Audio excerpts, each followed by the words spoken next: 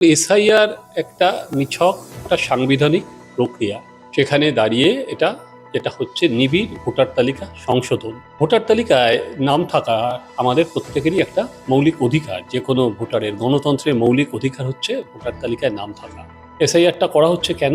সেটা হচ্ছে যাতে বৈধ ভোটার থাকে, অবৈধ ভোটার বাদ যায় এবং ভারতীয় নাগরিকরা যাতে তাদের ভারতীয় নাগরিকদেরই নাম থাকে, বাইরে থেকে যারা এসছে তাদের সেখানে নাম না থাকে।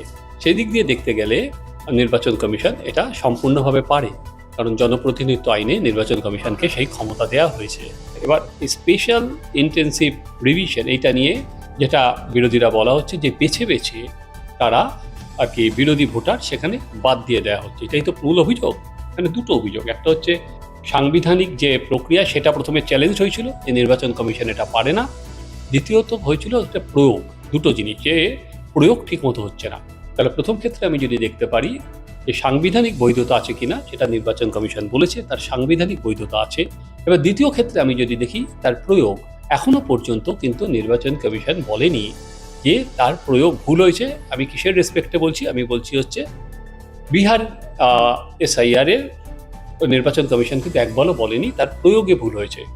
কারণ বিহারে প্রথমে বাদ গেছিল হচ্ছে 65 থেকে 66 লক্ষ ভোটার বাদ গিয়েছিল, এবং সেখানে সবাই বলতে শুরু করেছিল যখন এই 65-66 লাখ ভোটার বাদ গেল, যে দুটো বিষয় বলেছিল, একটা গরিব প্রান্তিক মানুষদের ভোট বাদ গেছে, আর একটা হচ্ছে সংখ্যালঘু বা মুসলমানদের ভোট বাদ গেছে।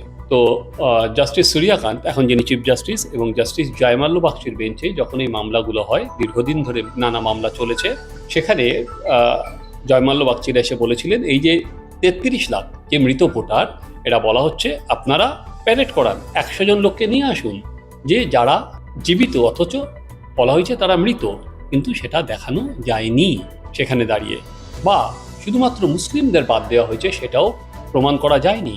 এবং পরবর্তীকালে সুপ্রিম কোর্ট বলে যে আমরা বিভিন্ন এনজিওকেও বলেছিলাম যে এটা ঠিকভাবে এসআইআরটা হয়েছে কিনা সেটার তদন্ত করতে, তাদের কাছেও কিন্তু কোনো জায়গায় পাওয়া যায়নি যে এসআইআরটা হয়নি, বা ইচ্ছা করে প্রান্তিক মানুষ, খেটে খাওয়া মানুষ, গরিব গুরব মানুষ বা মুসলিমদের বাদ দেওয়া হচ্ছে। এবার এসআইআর এর পর যে বিহার ভোট যেটা হলো, যেটা ভোট চুরি এবং ভোটার অধিকার যাত্রা যেটা কংগ্রেসের তরফে করা হলো, বা তারপরে শুধুমাত্র কংগ্রেস করলো এবং পরবর্তীকালে ইন্ডিয়া জোটের অন্য সদস্যরাও সেখানে অংশগ্রহণ করলেন, কিন্তু আমরা দেখলাম যে মানুষ কিন্তু সেটা সেভাবে নেয়নি।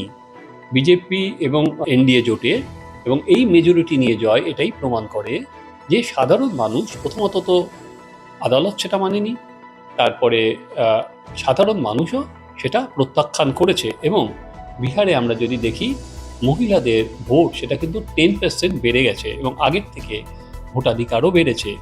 তাহলে মানুষ এই যে গণতন্ত্র, যে তাদের যে গণতান্ত্রিক অধিকার, মানুষ সেটা প্রয়োগ করেছে। ফলে এসআইআর আবহে বিহারের এই জয় সেটা কিন্তু অনেকটাই, হ্যাঁ বিজেপি তো তার মতো করে বা এনডিএ জয় পেয়েছে, এটা নির্বাচন কমিশনেরও জয়, বা এসআইআর নিয়ে তারা যে সংশোধনটা চালাচ্ছে মানুষ, আমি বলতে পারি তার পক্ষেই রায় দিয়েছে। না হলে তো মানুষ বলতো না আমাদের ভোট চুরি হয়েছে, যেটা মূল ছিল, তাদের যদি ভোটাধিকারই বাদ যায়। ফলে একটা সাংবিধানিক প্রক্রিয়া সেটাকে রাজনীতির আবর্তে নিয়ে আসা হয়েছে, এবং পশ্চিমবঙ্গে তো সবকিছু নিয়েই রাজনীতি হয়। ফলে সেখানে যখন রাজনৈতিক আবর্তে এটা নিয়ে আসা হয়েছে, আবারও সেই একই বলা হচ্ছে যে বৈধ ভোটারদের নাম বাদ দিয়ে দেওয়া হবে, তড়িঘড়ি করে করা হচ্ছে, এটাই তো বলা হচ্ছে। এবং রেফারেন্স দেওয়া হচ্ছে 2002 সালে, এটা নাকি 2 বছর ধরে চলেছিল, কিন্তু ঘটনা সেটা নয়।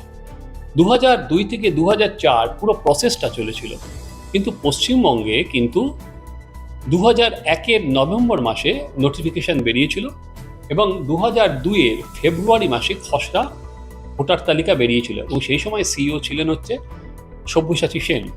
ফলে 3 মাস ছিল কিন্তু, এবং এপ্রিলে পুরো তালিকা বেরিয়ে যায়। ফলে যে 2 বছর ধরে পুরো প্রক্রিয়াটা চলেছে এরকম নয়, 2 বছর ধরে পশ্চিমবঙ্গে চলেছে। ফলে সেই যে যুক্তি দেওয়া হচ্ছে সেটা ঠিক নয়। এবার খসড়া ভোটার তালিকা বেরোবে 16 তারিখ। ফলে 16 তারিখ প্রত্যেক যেমন লিস্ট টাঙানো হবে, তেমনি প্রতি পলিটিক্যাল পার্টির কাছেও তালিকা যাবে। ফলে সেখানে বোঝা যাবে যে এখনো পর্যন্ত যে মৃত বলছে বোধহয় 23 লাখ না কত বলছে পাতা গেছে, তারপরে চলে গেছে, সেগুলো কত মানুষ এখনো পর্যন্ত বিরোধীরা যেটা বলছে বেছে বেছে বাদ দেওয়া হয়েছে, তড়িঘড়ি করার পরে ভুল হচ্ছে, এবং নানাভাবে বিএলওদের চাপ রয়েছে, সেটা তো অন্য বিষয় যে বিএলওরা চাপ। 80,000-এর উপর যদি বিএলও থেকে 3-4, হ্যাঁ যে কোনো মৃত্যুই খারাপ, কিন্তু 80,000 বিএলওর মধ্যে যদি 3-4 জনের উপর চাপ আসে, সেটা সংখ্যায় বা পার্সেন্টেজে নগণ্য। এটা বলা যায় না যে সব বিএলওই চাপে আছে, নাহলে এটা কাজ করলো কি করে? এনুমারেশন ফর্ম প্রায় 99%-এর উপর ফিল আপ হয়ে যায়। তো এই জায়গায় দাঁড়িয়ে মানুষ কিন্তু দেখা যেতে পারে এসআইআরটাকে গ্রহণ করেছে, পশ্চিমবঙ্গের মানুষও সেটা গ্রহণ করেছে। বিএলওদের বিক্ষোভ বলতে 4 জন বিএলওর বাইরে কেউ নেই, বিক্ষোভ মানে সেটা। তাই আমাদের দেখার যে 16 তারিখ যে খসড়া তালিকা বেরোবে, কতজনের নাম বেরোয়, এবং তারপরে একটা বিশাল প্রক্রিয়া আছে। এরকম নয় যাদের নাম বেরোবে বা উঠবে তারাই সবাই ভোটাধিকার পাবে। প্রত্যেকেই তার মতো করে কমপ্লেন জমা দিয়েছে, তাদের নাগরিক কিনা বিভিন্ন নথি জমা দিতে হবে। ফলে 16 তারিখ থেকে অন্য একটা, বলা যেতে পারে কোট আনকোট, অন্য একটা লড়াই শুরু হবে। কিন্তু এসআইআর দরকার, এসআইআর ভারতবর্ষের জন্য দরকার, যাতে আমরা আমাদের যারা বৈধ নাগরিক, সেই নাগরিকদের তালিকা যাতে স্বচ্ছ এবং নির্ভুল হয়। এই জন্যই এসআইআরটা বেশি করে প্রয়োজন।